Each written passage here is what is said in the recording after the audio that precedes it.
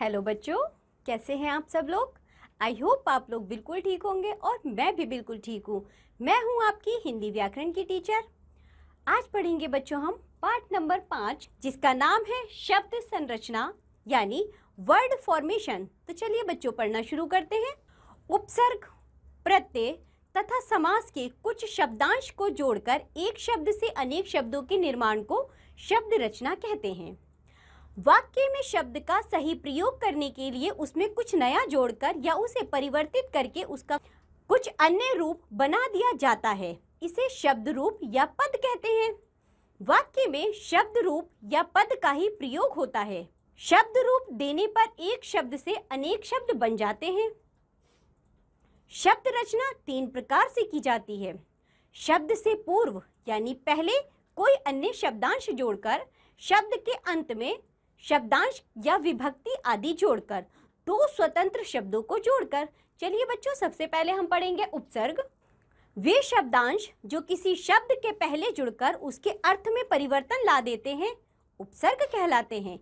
जैसे कु जमा पुत्र, कुपुत्र। हिंदी में 3 तरह के उपसर्गों का प्रयोग होता है। तत्सम उपसर्ग, संस्कृत के वे उपसर्ग जो हिंदी में प्रयोग किए जाते हैं जो शब्द संस्कृत भाषा से ज्यों के त्यों हिंदी में आ गए हैं, वे तत्सम शब्द कहलाते हैं। चलिए देखते हैं कौन कौन से। बच्चों इस तालिका को देखिए जरा। उपसर्ग, अर्थ, मूल शब्द और निर्मित शब्द। चलिए शुरू करते हैं। उप उपसर्ग, अर्थ है बच्चों इसका निकट या छोटा, मूल शब्द बना। स्थित, निर्मित शब्द इससे क्या होगा, उपस्थित। इसी तरह चलिए आगे भी देखते हैं। उत, श्रेष्ठ या ऊंचा। धार, उद्धार। दु, अर्थ है इसका बुरा या कठिन। कर, दुष्कर। प्र, अधिक या आगे।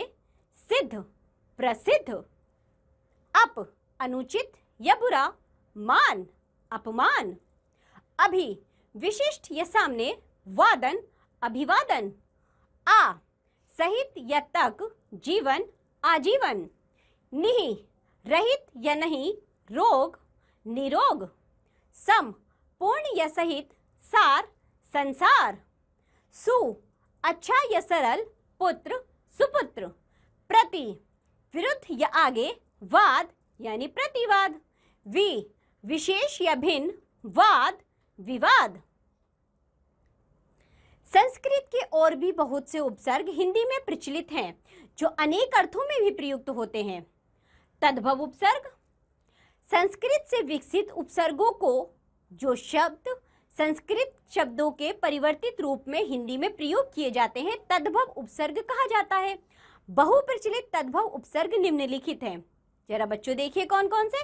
अ, अन, अध, कु, दु, बिन, भर, उन इत्यादि। अब देखेंगे बच्चों हम उपसर्ग, अर्थ, मूल शब्द और निर्मित शब्द। चलिए देखते हैं। 2 उपसर्ग का अर्थ है बुरा, कठिन, गुण। इसका मूल शब्द है बच्चों और इससे निर्मित शब्द बनेगा दुर्गुण। बिन, अर्थ है इसका रहित, मूल शब्द है चाहा, इससे निर्मित शब्द बनेगा बच्चों बिन चाहा। इसी तरह भर यानी भरा हुआ। पेट, भरपेट। उन, एक कम। 60, 59। अ, नहीं, अभाव। टल, अटल। अन, नहीं, अभाव, अर्थ, अनर्थ। अध, आधा या नीचा। कचरा, अधकचरा। कु यानी बुरा, रूप, कुरूप। चलिए आगे बढ़ते हैं बच्चों। आगत उपसर्ग, विदेशी भाषाओं के जो उपसर्ग हिंदी में आ गए हैं वे आगत उपसर्ग कहलाते हैं। जैसा कि बच्चों आपको नाम से ही लग रहा है, आगत यानी कि आ गए हैं। बा, बे, बद, ला, गैर, हम, हर आदि। चलिए आगत उपसर्गों से अर्थ, मूल शब्द और निर्मित शब्द देखते हैं। सबसे पहले गैर। गैर का अर्थ है भिन्न या बिना। मूल शब्द है बच्चों इसका हाजिर, निर्मित शब्द बनेगा गैर हाजिर। हम यानी साथ, सफर, हम सफर। हर, प्रत्येक। दम, हर दम। ला यानी बिना, परवाह, लापरवाह। बा यानी सहित, कायदा, बाकायदा। बे रहित, ईमान, बेईमान। बद यानी बुरा, नाम, बदनाम। विशेष, एक उपसर्ग केवल एक ही अर्थ नहीं देता, विभिन्न अर्थ के अलावा कभी कभी उल्टा अर्थ भी देता है। जैसे नी उपसर्ग निषेध, नी जमा शेद भी करता है, और नियम, नी जमा यम भी बनाता है। इसी प्रकार वि यानी के विशेष और वियोग दोनों ही बनाता है। चलिए बच्चों, अब पढ़ेंगे हम प्रत्यय। देखिए सभी बच्चे, प्रत्यय वे शब्दांश जो किसी शब्द के अंत में जुड़कर उसके अर्थ में परिवर्तन लाते हैं, प्रत्यय कहलाते हैं। जैसे समाज जमा एक, सामाजिक। मलाई जमादार, मलाईदार। कोच जमा वान, कोचवान। सुंदर जमाता, सुंदरता। प्रत्यय दो प्रकार के होते हैं। कौन कौन से प्रत्यय बच्चे? चलिए देखते हैं। सबसे पहले कृत प्रत्यय। धातुओं के अंत में लगने वाले प्रत्ययों को कृत प्रत्यय कहते हैं। बच्चों शब्द देखिए, प्रत्यय देखिए। निर्मित शब्द, आइए देखते हैं। बच्चों शब्द है पठ, प्रत्यय लगा उसमें निये, तो निर्मित शब्द क्या बना? पठनीय। इसी तरह पढ़, प्रत्यय लगा आई, पढ़ाई। पहन, प्रत्यय है आवा, पहनावा। मिल, प्रत्यय है आन, मिलान। चल, प्रत्यय है आऊ, चलाऊ। बढ़, प्रत्यय है ता, बढ़ता। शब्द है दिखा, प्रत्यय लगा वट, निर्मित शब्द बना दिखावट। जल, जल में प्रत्यय लगा अन यानी जलन। आइए दूसरा देखते हैं, तद्धित प्रत्यय।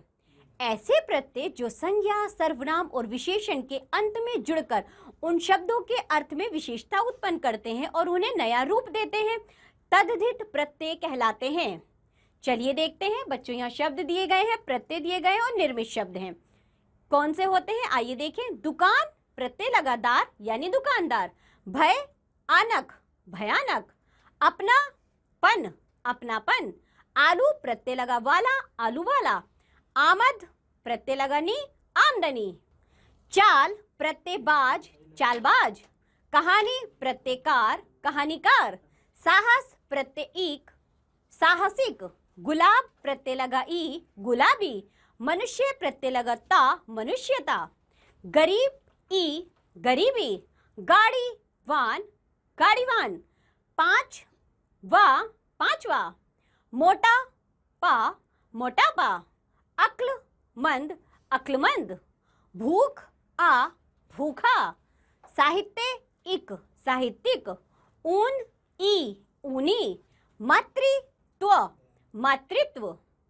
चलिए आगे बढ़ते हैं बच्चों।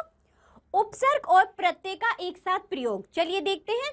हिंदी में शब्द रचना के लिए उपसर्ग एवं प्रत्यय दोनों का एक साथ प्रयोग भी होता है। जैसे मूल शब्द देखिए बच्चों, उपसर्ग, प्रत्यय लगाकर और निर्मित शब्द देखते हैं।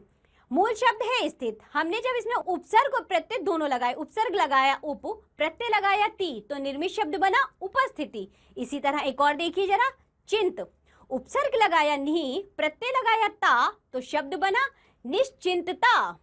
अधुना शब्द है बच्चों, अति उपसर्ग लगाया, इक प्रत्यय लगाया, अति आधुनिक।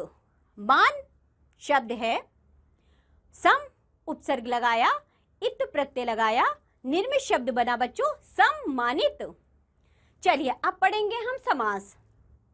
दो या दो से अधिक पदों से मिलकर नवीन शब्दों का निर्माण करने वाली प्रक्रिया समास कहलाती है। देशभक्त शब्द दो शब्दों के मेल से बना है, जैसे देश जमा भक्त, ये समस्त पद कहलाते हैं। समस्त पद में दो पद होते हैं, पूर्व पद और उत्तर पद। पहले पद को पूर्व पद तथा दूसरे पद को उत्तर पद कहते हैं। जैसे विद्यालय बच्चों एक शब्द है हमारे पास, विद्या जमा आल्य, हमने इसे अलग अलग किया। यहाँ विद्या पूर्व पद है और आल्य उत्तर पद है।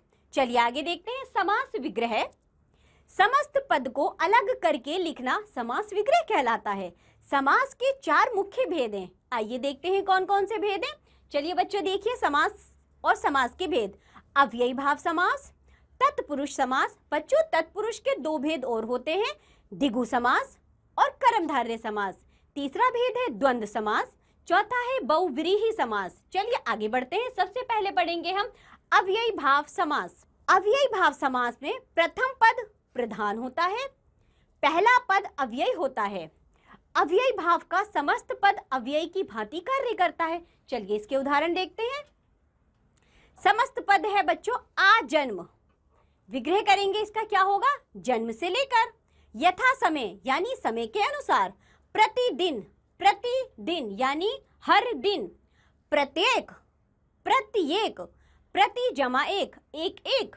चलिए आगे देखते हैं तत्पुरुष समास। तत्पुरुष समास में उत्तर पद प्रधान होता है तथा पूर्व पद गौण होता है। इसमें प्रायः उत्तर पद विशेष्य और पूर्व पद विशेषण होता है। समस्त पद बनने पर विभक्ति का लोप हो जाता है। जरा देखिए, समस्त पदों के खंडों में से एक विशेषण या उपमान होता है एवं दूसरा विशेषण या उपमेय। तत्पुरुष समास के पदों या खंडों के बीच किसी कारक की विभक्ति होती है। सामाजिक पद बनाने की प्रक्रिया में कारक को विभक्ति का लोप हो जाता है। जैसे राजा का पुत्र, राजपुत्र। उदाहरण देखिए बच्चों जरा। समस्त पद है आप बीती, विग्रह क्या होगा, आप पर बीती। सत्याग्रह, सत्या के लिए आग्रह। मताधिकार, मत का अधिकार। पथभ्रष्ट, पथ से भ्रष्ट। शरणागत, शरण में आगत। प्राणदान, प्राण का दान। दही बड़ा, दही में डूबा बड़ा। चार दीवारी, चारों ओर बनी दीवार। आराम कुर्सी, आराम के लिए कुर्सी। गोरांग, गोरा अंग। स्वर्गीय, स्वर्ग को गया। सर्वप्रिय, सबको प्रिय। मालगाड़ी, माल ढोने वाली गाड़ी। तल्लीन, तत् में यानी उसमें लीन। भारत रत्न, भारत का रत्न। रोग मुक्त, रोग से मुक्त। अश्रु गैस, अश्रु को लाने वाली गैस। हस्तलिखित, हाथ से लिखा गया। तत्पुरुष समास के दो उपभेद होते हैं, कर्मधारय समास और द्विगु समास। बच्चों अभी हमने तत्पुरुष समास पढ़े। तत्पुरुष समास में हमने देखा विग्रह करने पर कोई ना कोई कारक चिन्ह उसमें अवश्य आ रहा है, जैसे का, की, से आदि। चलिए आगे बढ़ते हैं। कर्मधारय समास, जिस सामासिक शब्द में उत्तर पद प्रधान होता है उसे कर्मधारय समास कहते हैं। इसमें पूर्व पद विशेषण और उत्तर पद विशेष्य होता है। चलिए इसके उदाहरण देखते हैं। नील कमल यानी नीला है जो कमल। स्त्री रत्न, स्त्री रूपी रत्न। पीतांबर, पीले हैं जो वस्त्र। कमल नयन, कमल जैसे नयन। द्विगु समास, जिस सामासिक शब्द का प्रथम पद संख्यावाची विशेषण हो और अंतिम पद संज्ञा हो उसे द्विगु समास कहते हैं। जैसे उदाहरण देखिए जरा। त्रिदेव, तीन देवताओं का समूह। तिरंगा, तीन रंगों वाला। सप्तऋषि, सात ऋषियों का समूह। त्रिवेदी, तीन वेदों को जानने वाला। बच्चों द्विगु समास की पहचान बहुत ही आसान है। द्विगु समास में जब भी कोई ऐसा समास दिया जाएगा उसमें नंबर होता है, हमें उसे विग्रह करने पर पता चलता है। जैसे हमने पढ़े अभी उदाहरण में त्रिदेव यानी कि तीन देवताओं का समूह। बच्चों उसमें समूह या समाहार होगा गिनती के साथ। चलिए आगे बढ़ते हैं। द्वंद्व समास, जिस समस्त पद में दोनों पद प्रधान होते हैं उसे द्वंद्व समास कहते हैं। दोनों पदों को मिलाते समय मध्य स्थित योजक लुप्त हो जाते हैं। भाई और बहन, भाई बहन।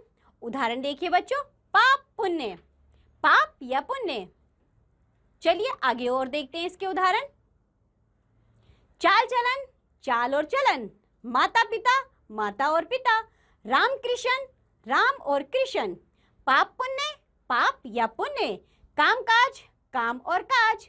रुपया पैसा, रुपया और पैसा। बहुव्रीहि समास, इस समास में पहला पद और दूसरा पद मिलकर किसी तीसरे पद की ओर संकेत करते हैं, अर्थात बहुव्रीहि में कोई पद प्रधान नहीं होता। समस्त पद में प्राप्त होने वाला अन्य यानी कि तीसरा या विशिष्ट अर्थ प्रधान होता है।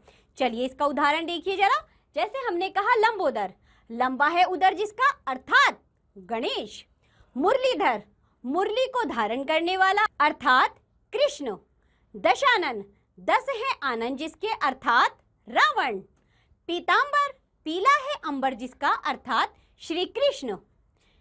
त्रिनयन, तीन नयनों वाला, अर्थात शिव। दशभुजा, 10 भुजाएं हैं जिसकी, अर्थात दुर्गा। कर्मधारय और बहुव्रीहि में अंतर। कर्मधारय में दूसरा पद प्रधान होता है, बहुव्रीहि में कोई पद प्रधान नहीं होता। कर्मधारय के पदों में विशेषण, विशेष्य या उपमान, उपमेय का संबंध होता है। बहुव्रीहि में दोनों पद मिलकर प्रसंग के अनुसार अन्य विशिष्ट अर्थ प्रदान करते हैं। तो चलिए बच्चों, आज का पाठ यहाँ समाप्त होता है। हमने आज जो भी पढ़ा है आप लोग उसका अच्छे से रिवीजन करेंगे। अब हम मिलेंगे आपसे अगली कक्षा में, तब तक के लिए बाय बच्चों।